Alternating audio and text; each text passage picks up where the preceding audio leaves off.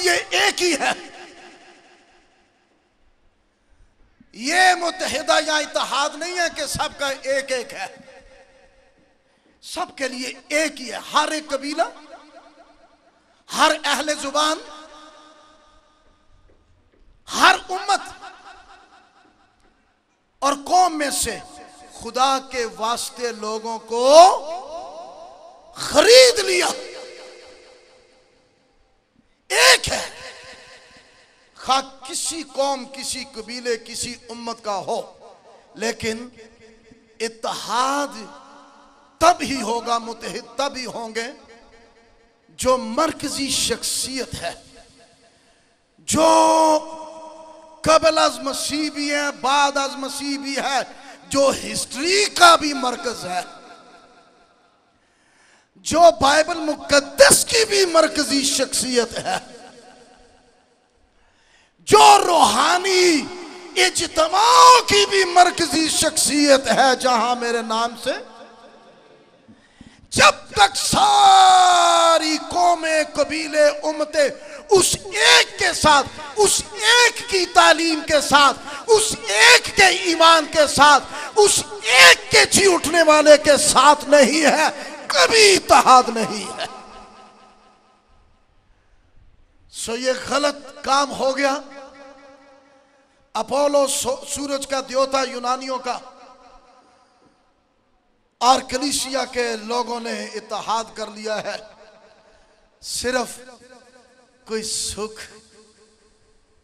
दशा मिले। पर उनसे अच्छी कलीसिया वो कलीसिया रही जो स्मुरना की कलीसिया है, जिनका खिताब भी शहीदों की कलीसिया,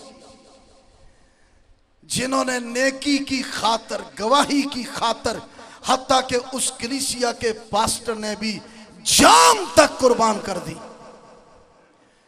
जिन्हें मुत्तहिदा वाले थे, इत्तेहाद वाले, वो सारे नहीं जे लभन डे, सब खत्म हो गए ने ते खंडर दा ढेर पिया है।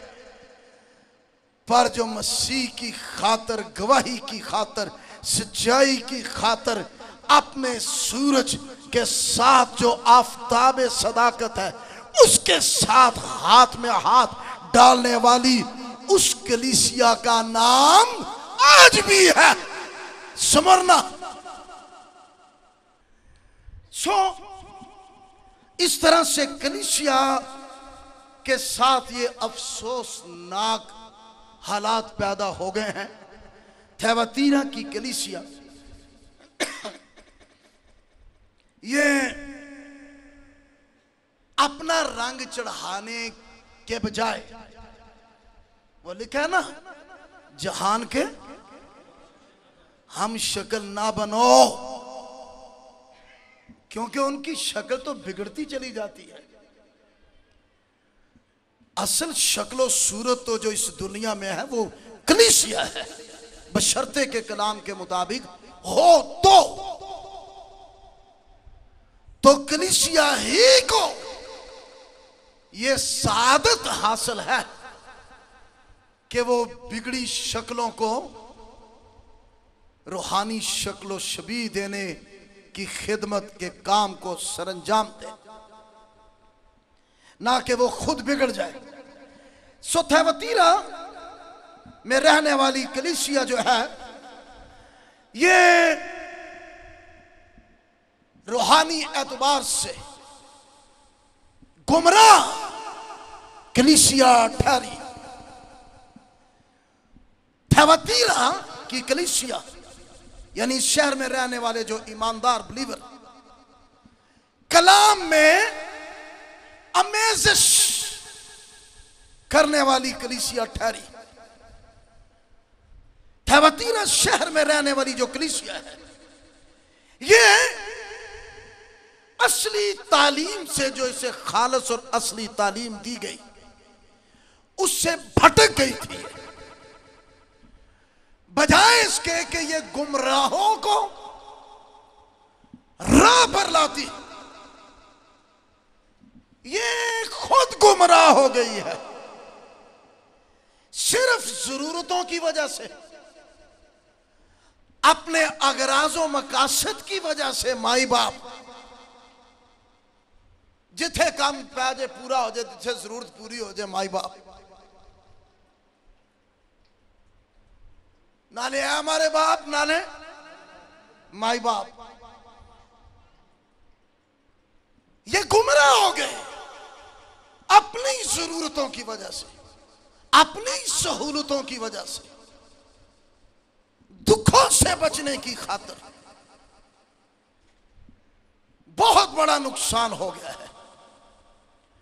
आज भी बहुत से बिलीवर जो है वो सच पर चलने के बायस, सच्चाई पर खड़े रहने के बायस और सच पर, हक पर गवाही देने के बायस उनको मुखालफतों का सामना करना पड़ता है।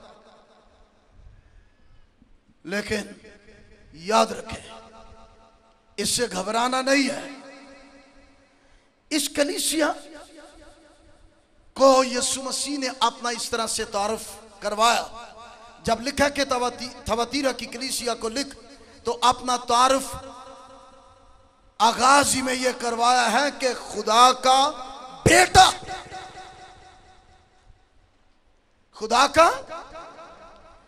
खुदा का बेटा कौन?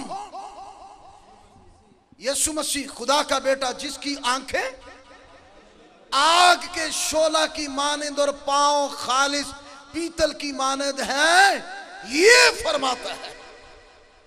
फरमाने वाला जो है वो है जिसकी आंखें आग के शोला की मानंद और उसकी अपनी जात वो खुदा का कलीसिया।